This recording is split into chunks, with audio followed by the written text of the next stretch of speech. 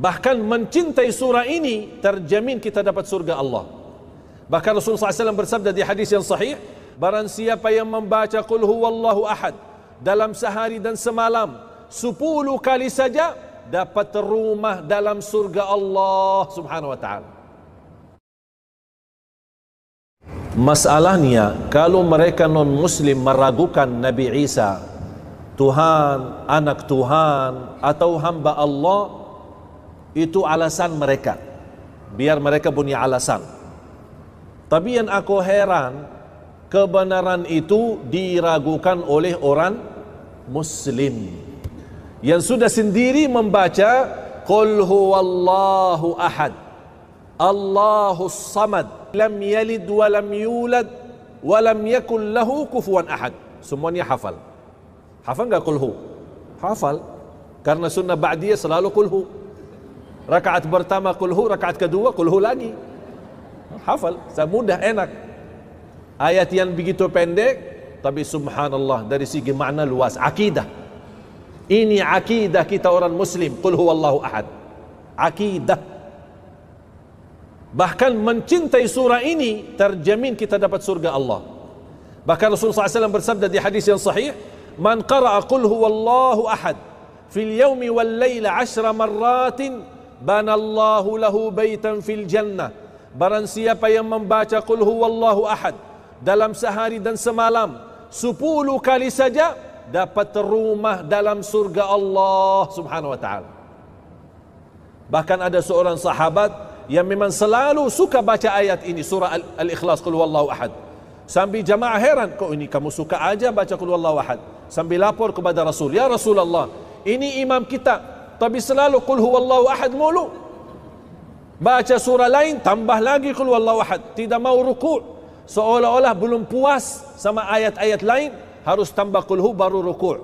Misal, baca Al-Fatihah, baca idza jaa nasrullah innahu kana tawwaba, tidak mau ruku', Qul huwallahu ahad dulu baru ruku'. Dia merasa belum mantap kalau tidak disertai dengan Qul huwallahu ahad. Apa kata beliau? Saya imam kalian dan begitulah bacaan saya. Kalau kalian tidak mau, carilah imam lain. Mereka lapor kepada Rasul, ya Rasulullah, ini kok imam kita seperti ini, Qul hu mulu. Setiap rakaat dia baca satu ayat, tambah lagi Qul hu.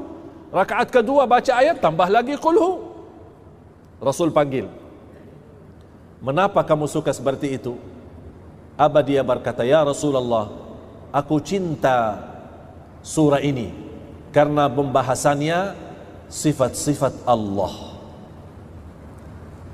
Rasulullah diam sebentar.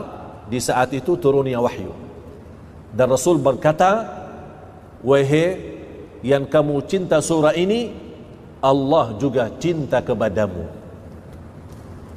Allahu Akbar. Akidah yang kuat. Dia cinta surah ini, dia mendapatkan cintaan Allah. Bahkan ada satu riwayat yang lain, wa hubbuka iyyaha adkhalakal jannah. Cintamu terhadap surah ini sebab kamu terjamin masuk surga. Allahu Akbar. Jangan ragu-ragu. Terus, tidak patut bagi Allah mempunyai anak. Maha suci Dia. Apabila Dia hendak menetapkan sesuatu, maka Dia hanya berkata kepadanya, kun, jadilah. Maka jadi hal tersebut, jadilah sesuatu itu. Isa berkata, dan sesungguhnya Allah itu adalah Tuhanku dan Tuhanmu, maka sembahlah Dia. Inilah yang dinamakan jalan yang lurus.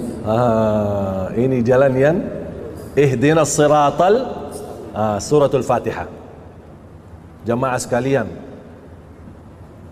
kalau bukan waktu mempelajari suratul Fatihah, mendalami arti suratul Fatihah, kita butuh seperti pertemuan ini selama 7 hari. Kita butuh pertemuan seperti ini selama 7 hari. Mengapa? Supaya memantapkan, mendalami surat Al-Fatihah. Oleh karena itu miskin orang muslim yang hafal surah Al-Fatihah tapi tidak bisa tuntaskan kekhusyuan dalam salat. Miskin orang Muslim yang hafal suratul Fatihah tapi dia tidak bisa menangis saat membaca Al-Fatihah. Miskin seorang Muslim ketika dia sakit, dia tidak bisa tuntaskan kesembuhannya melalui suratul Fatihah. Miskin orang Muslim yang dia sudah hafal suratul Fatihah tapi tidak bisa membawa keberkahan yang begitu dahsyat dari suratul Fatihah. Karena mohon maaf, walaupun kita hafal suratul Fatihah, belum mampu menartikan maknanya, menhayati isinya. Padahal suratul Fatihah itu Ummul Quran. Bahkan dibandingkan Al-Fatihah, hanya Al-Fatihah sendiri persimbangannya sama dengan seluruh isi Al-Quran. Kata ulama, apapun isi Al-Quran sumbernya dari suratul Fatihah. Yang bisa fahami suratul Fatihah bakal mampu memahami isi kandungan Al-Quran 30 juz. Yang tidak mampu memahami Al-Fatihah susah untuk memahami isi kandungan Al-Quran. Terus maka berselisihlah golongan-golongan yang ada di antara mereka. Siapa mereka? Yahudi dan Allah gambarkan. Ini sekarang terjadi kan? Berpecah. Kalau mereka berpecah, Allah sudah gambarkan. Mohon maaf, ulang lagi. Maka berselisihlah golongan-golongan yang ada di kalangan mereka, Yahudi dan Nasrani. Terus orang Islam Ikutan. disebutkan enggak Islam? Disebutkan enggak Islam? Berarti Islam tidak ikut campur kan? Tapi kenapa sekarang umat Islam pecah belah? Masalah Natal aja masih meragukan. Padahal Allah di sini sebutkan hanya Yahudi dan Nasrani. Biarkan saja mereka. Karena memang itu sifat mereka, tidak mau mengikuti kebenaran. Kenapa kok orang Islam yang ikut campur?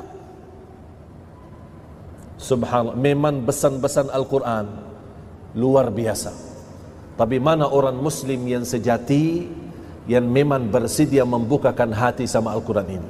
Tak ada satupun yang kita harapkan dari petunjuk dan hajat urusan dunia maupun akhirat, pasti sudah ada solusinya di dalam Al-Quran. Jamaah sekalian, mudah-mudahan bisa anda fahami. Ini pesan terakhir penutup ayat itu. Terus, maka celakalah orang-orang kafir yang pada waktu menyaksikan hari yang agung.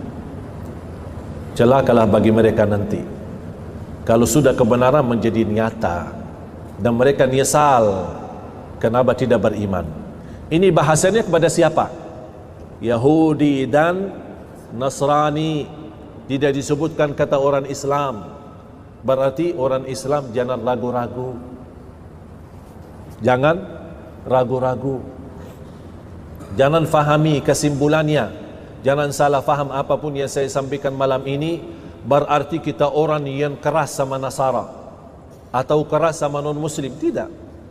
Kita tetap memegang prinsip kita, prinsip Nabi Muhammad, bahkan sifat Nabi Muhammad. Wa ma arsalnaka illa rahmatan. Kita rahmat seluruh alam, manusia, beda agama, pohon-pohon, binatang-binatang, seluruh alam, seluruh ciptaan Allah harus merasakan kasih sayangnya kita. Kita tidak boleh dalam kekerasan. Ketika kita orang menzalimi kita atau menghina kita, kita bukan takut untuk membela diri, tapi kita memiliki ajaran tidak boleh balas dendam. Kita punya ajaran tidak boleh balas dengan keras. Kita punya ajaran tidak boleh lawan dengan kata-kata hina, tapi kita membalas dengan pemaaf, kasih sayang, rahmatan lil alamin. Ingat, balasan saya bukan karena saya takut, tapi karena saya ikuti ajaran agama saya, menjadi orang yang sejati, orang Muslim yang membawa damai untuk seluruh manusia. Itu yang harus kita tetapkan. Faham jemaah sekalian? Tidak ada larangan berbisnis sama beda agama. Tidak ada larangan kita bergaulan dengan orang non-Muslim. Tidak ada larangan kalau kita bersenang-senang jalan-jalan sama mereka. Tidak ada larangan kalau kita ikut bersama-sama atau undang mereka ke rumah. Kita bersilaturrahim. Ketika mereka lagi dalam keadaan susah, kita bantu mereka sesuai kemampuan. Itu semua tidak ada larangan. Satu yang dilarang, 1000 bebas, 1001, 1000 bebas, 1 tidak bebas. Akidah. Kalau akidah, jangan macam-macam. Silaturrahim merusak akidah? Tidak, silahkan silaturrahim. Hindu, Buddha, Nasara, Yahudi, musuh, tidak dilarang, silahkan. Kita bawa contoh yang baik. Tapi bagaimana kalau mereka mengucapkan selamat pas hari raya? Hari raya Idul Fitri, hari raya Idul Adha, kita jawab apa? Terima kasih, sudah selesai. Tapi jangan anda merasa dah enak. Mereka kan suka ucapin selamat hari raya. Kenapa saya dah mau ucapin selamat untuk hari raya mereka? Jamaah sekalian, ayo mari kita sama-sama membuktikan kita umat Islam, ummatan rahmatan lil alam. Ayo dekat dengan mereka, ajak mereka. Dan saya usulkan satu, kalau boleh nanti di rumah, bas di internet buka Berin terjemahan surah Maryam, print terjemahan surah Maryam, dan dilapisi dalam halamannya, disusun rapi, kemudian dijadikan seperti buku kecil atau buku saku, ya, hadiah. Ketika ada di antara mereka yang anda kenal hari ulang tahun mereka, hari ulang tahun, seperti kita buat ulang tahun, ikut ulang tahun. Apa hadiah aku seorang muslim kepada mereka pas hari ulang tahun mereka? Saya hadiahkan surah Maryam dan terjemahan. Ini mohon, saya minta mohon, ini hadiah untukmu, tolong dibacakan. Itu saja. Biar mereka sendiri yang mencari kebenaran. Dan sampaikan kalau ada pesan surat di atas terjemahan surah Maryam, ada sebuah surat yang kita tulis, kami orang muslim cinta Siti Maryam, cinta Nabi Isa. Bahkan tidak sah iman kita kalau belum percaya Nabi Isa. Bahkan di antara bukti Islam mencintai mereka, di dalam kitab suci kami ada sebuah surah bernama surah Maryam. Dan itu pula tidak ada di dalam Taurat dan tidak ada di dalam Injil. Mudah-mudahan anda berkenan membaca hadiah buku saya. Assalamualaikum, selesai. Menjadi pendakwah, tapi dalam bahasa, mohon maaf, tidak punya ilmu, silahkan hadiahkan buku. Kita tidak tahu kapan turunnya hidayah untuk kawan kita, untuk teman kita.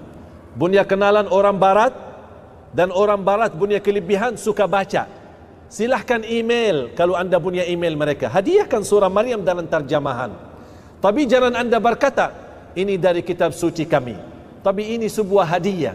Kalau dia baca, saya yakin yang suka baca dan teliti pasti bakal kirim email lagi atau mencari kita. Ini maaf, bukunya sangat bagus. Tak mungkin ada orang berkata Al-Quran tidak bagus. Tak bisa. Semua yang baca Al-Quran, muslim maupun non-muslim, pasti sepakat Al-Quran itu isinya baik dan sempurna. Ini menjadi tugas kita. Faham? Mudah-mudahan insya Allah belajaran malam ini menjadi petunjuk untuk kita dan menjadi petunjuk untuk kawan-kawan kita, untuk teman kita. Punya kenalan orang barat, dan orang barat punya kelebihan suka baca. Silahkan email kalau anda punya email mereka, hadiahkan surah Maryam dalam terjemahan. Tapi jangan anda berkata ini dari kitab suci kami, tapi ini sebuah hadiah.